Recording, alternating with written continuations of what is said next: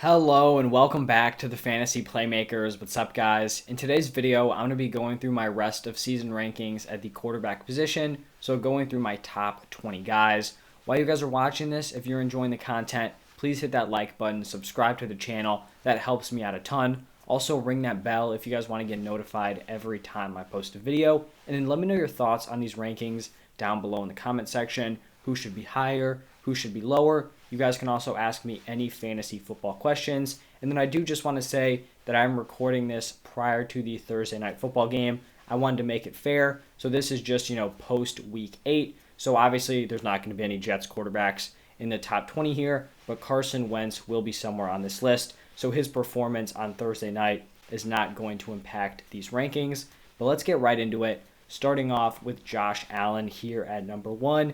I really don't think you can say many bad things about Josh Allen. The man is just a beast. He has great weapons around him with Stephon Diggs, Emmanuel Sanders, Cole Beasley. You've got Gabriel Davis. Dawson Knox was pretty impressive to start off the season. And then they're also a team that's just putting a lot of pressure on Josh Allen to produce, but he's succeeding. He's playing very well. They're not super involved in the run game, which is obviously just going to give Josh Allen more opportunities to throw the ball. He also provides a decent amount of rushing upside. He's obviously not a Lamar Jackson or a Jalen Hurts or a Kyler Murray, but he can get into the end zone and he can still break off some pretty nice runs. So he comes in here at number 1.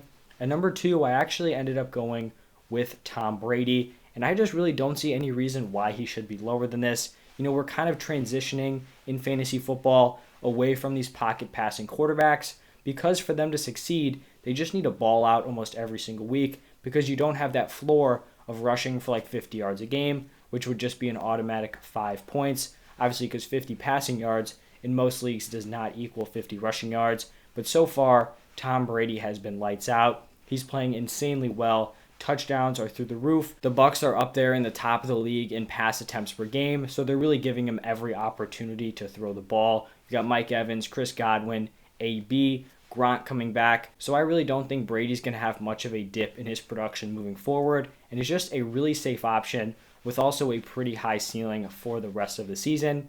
At number 3, I have Lamar Jackson. I could understand ranking Lamar Jackson ahead of Tom Brady, but he does come in here at number 3, really total opposite quarterback because he has that crazy rushing upside, but we've also seen some huge improvements in the passing game from Lamar, so still a high-end QB1 moving forward. At number 4, I ended up going with Patrick Mahomes, and here's why I went with him here. We know he has not been good to start off the season from a real-life NFL perspective. He's leading the league in interceptions, and if you just watch the games, he is definitely not the same guy that we've seen in years past. But here's the thing. He is still producing at a fantasy football level, and I don't think he can get much worse than what he's doing right now. So I do think he's going to improve rest of season. So obviously I'm not putting him as like QB1 or QB2, but I think this is a fair ranking here at number 4 because even if he improves a little bit, they're still going to be passing the ball a ton. He's still going to have elite weapons in Tyreek Hill and Travis Kelce. So I think this is an appropriate spot. Then at number 5, I went with Matthew Stafford, another one of these pocket passer quarterbacks, pretty similar to Tom Brady. Really, I ended up just going with Matthew Stafford a few spots lower than Brady because I just don't think he's going to see the volume on a per-game basis that Tom Brady is going to see, and I just think Brady's weapons around him are just slightly better. With Stafford, you've got Cooper Kupp, Robert Woods. I just think Brady has some more depth at that wide receiver position. And then at tight end, I think you also give the edge to Brady, but another, really solid QB1. You feel confident starting every single week. At number 6, I went with Kyler Murray, and I could totally see the argument that he should be higher than this. Really, the only reason why he's right here is because he is currently dealing with an injury. We don't know if he's going to play in week 9. If he does play and plays insanely well, then he should probably jump up a few spots here. But if we remember, back to 2020, Kyler Murray was lighting it up throughout the first half of the season. Then he ends up dealing with a shoulder injury, and his production drastically fell off. He was still a solid QB1, but he didn't have that crazy high ceiling he had at the beginning of the season. That's something that can kind of happen to these mobile quarterbacks. They get banged up, and it really affects their overall play. So I just think, a little bit of caution here with Kyler. The guys ahead of him, Stafford, Holmes, Jackson, they're not dealing with any injuries at the moment. So that's why he's here at number 6. But if he's able to get fully healthy and stay healthy, he could easily be the QB1 rest of season. At number 7, I ended up going with Jalen Hurts, and he really is the poster child for players who put up massive fantasy numbers while just being pretty miserable NFL quarterbacks. And this is the thing. If I knew that Jalen Hurts was the locked-in starter rest of season 100%, he would probably be a few spots higher, but I just get concerned when the production for fantasy doesn't really align with the real-life performance. I don't think this team is committed to Jalen Hurts past this season. Is there a chance, he goes on a run of just being absolutely miserable? Maybe they give Minshew a shot. I'm not saying this is 100% going to happen, but I think it's in the realm of possibility when you're looking at guys like Kyler Murray, Matthew Stafford, Mahomes, Lamar, Brady, Allen. Like, those guys have a 0% chance of getting benched compared to Jalen Hurts, where there may be some wiggle room. So that is why he comes here at number 7. And then it's also just tough relying on garbage time points on a weekly basis. He's been productive with it, but it's not something I love to rely on.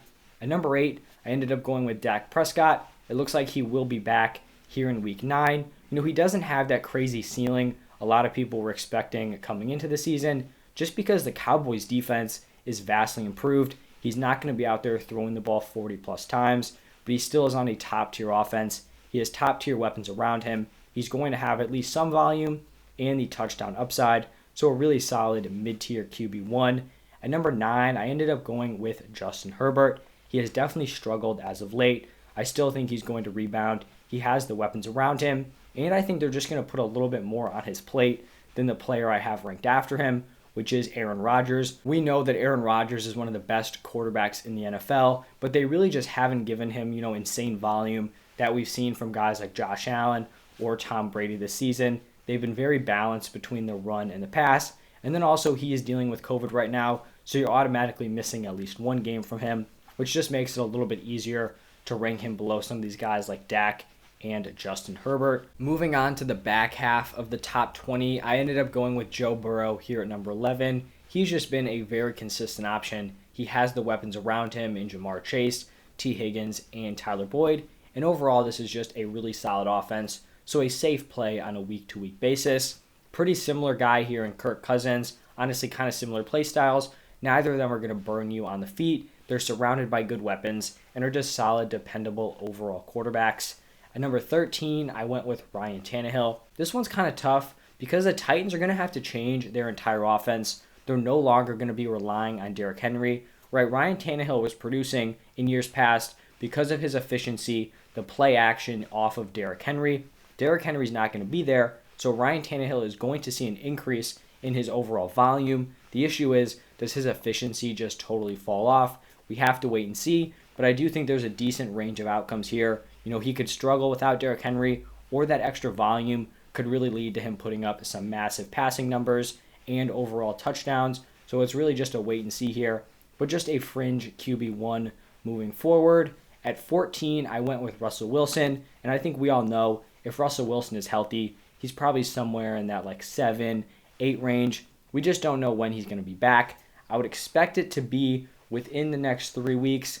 Potentially he comes back week 2. That's the thing, we just don't know. How is it going to affect his throwing? So just that injury there puts him behind some of these other quarterbacks. At number 15, I went with Taysom Hill, and this was actually one I struggled with because when I'm looking at Taysom Hill as a fantasy quarterback, I feel like if you said week 9, Taysom Hill is starting, where do you rank him? He's probably a top 12 quarterback, maybe even top 10, and when I'm looking at this Saints team, he's likely going to be the quarterback for the rest of the season. So should I have him in that range with Kirk Cousins, Joe Burrow? It's just a little bit concerning because he is a backup. Is there a 100% chance they're riding with him throughout the entire season? They obviously didn't want to start him over Winston preseason. So is he going to be the guy? Is this going to be like a kind of QB by committee where Hill's in there sometimes and then you're getting some other looks? We just don't know. So I ended up going here with 15, but on a weekly basis, if he's the starter, his rushing upside really does make him a solid QB1 play pretty much every week. At 16, I went with Derek Carr. He's just been a really solid passer to start off the season. He doesn't have the top tier weapons around him, but he's still been managing to get it done. So a solid QB2. At 17, I went with Carson Wentz. he has definitely come on strong as of late. This Colts offense has looked much better, and Michael Pittman is really emerging as an alpha wide receiver in the NFL. So he may not have that crazy high ceiling, but I still think he's a really safe play on a weekly basis. At 18, I went with Daniel Jones. And with Jones, if his entire wide receiver core was healthy, he could be up there as a borderline QB1. Unfortunately, it's not. All these guys are dealing with injuries. Tony, Sterling Shepard, you got Slayton, who's been banged up. Also, Kenny Galladay. It's really just been very unfortunate for Daniel Jones, not even to mention Saquon Barkley's injury and now COVID. So that really is just going to lower him here and leave him as a mid-tier QB2. Then at 19, I have Trevor Lawrence. I do not trust him at all right now. This is more of a guy who I think later in the season could start to pick it up, continue to improve, and maybe, is a nice super flex option, potentially a buy low right now. And then to wrap up this top 20, I have Tua coming in here at number 20. He's going to be the quarterback rest of the season. The Dolphins did not end up trading for Deshaun Watson, so he's going to be the guy. I don't love him as a player, but he's honestly been producing. Hopefully Will Fuller can come back soon. And then you have kind of a nice little pass catching room with Mike Gesicki. You got Will Fuller, Devonta Parker, and then Jalen Waddle. So I don't love him, but not the worst play. Maybe you're desperate in a larger league. But that is going to wrap it up for my rest of season quarterback rankings. Thank you guys for tuning in. Go check out my other positional rankings. I'll have posts for running backs, wide receivers, and quarterbacks. So go take a look at those. Thank you guys for watching, and I'll see you next time.